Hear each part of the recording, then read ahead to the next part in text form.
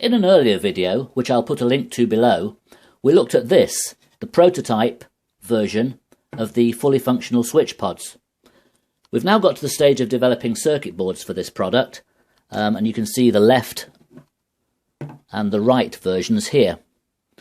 I've mounted the push buttons into the left-hand switch pod, and I'll mount the ones onto the right-hand switch pod shortly, but I just want to show how we actually mount the switches. We don't mount the switches directly onto here. To give the height that we need, so that the switches protrude above the overlay, we use this precision laser cut switch mounting carrier plate, which fits into the board here, and the switches go on top of it. Now, connections to this unit are via a 20-way JST type connector, which takes power and ground, which is the red wire, power, and ground, the two black wires. So red wire, power, and two ground connections, just to give it the extra current capacity. And we also have this yellow wire, which is the illumination line, which we looked at before. All of these white wires are ground switched outputs, and they can be used to drive relays, so you've got a total of 16 fully functional outputs. Now, as we saw before, the top button selects between the left and right functions, and the left or right functions, either of them, can have a momentary function or a latching function. The switches themselves are all momentary contact, so that latching function is done in the software, and we just configure the software for a particular customer's need to see whether they want them latching or momentary. So let's go ahead and hook up the connector to the left-hand pod here. So we just slot that in there and it snaps in place, and we'll now connect this up to power. Okay, so let's go ahead and apply power to the unit, and when we do so, we'll see that one of the upper two LEDs will always be on. You'll never have them both on because this indicates which side is selected. On the overlay of the switch pods, one of these will have the left-hand arrow and one will have the right-hand arrow on the overlay.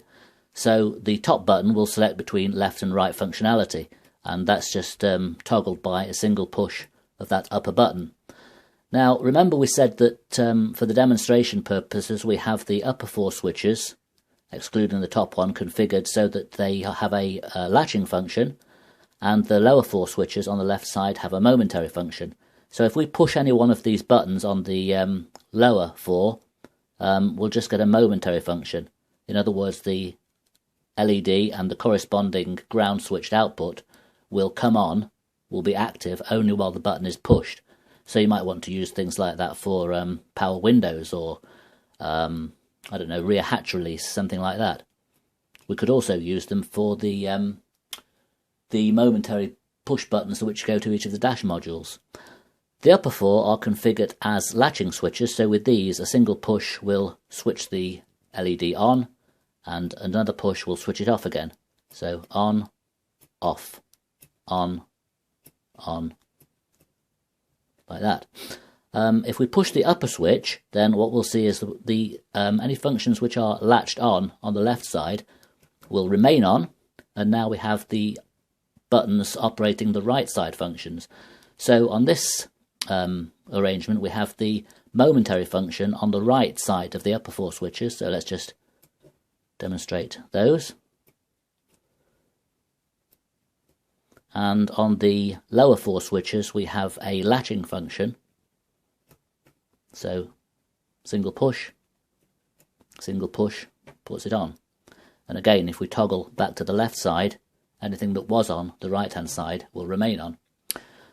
If we depower the unit and switch it back on again, anything that was latched will remain latched, so that retains the setting following a power down.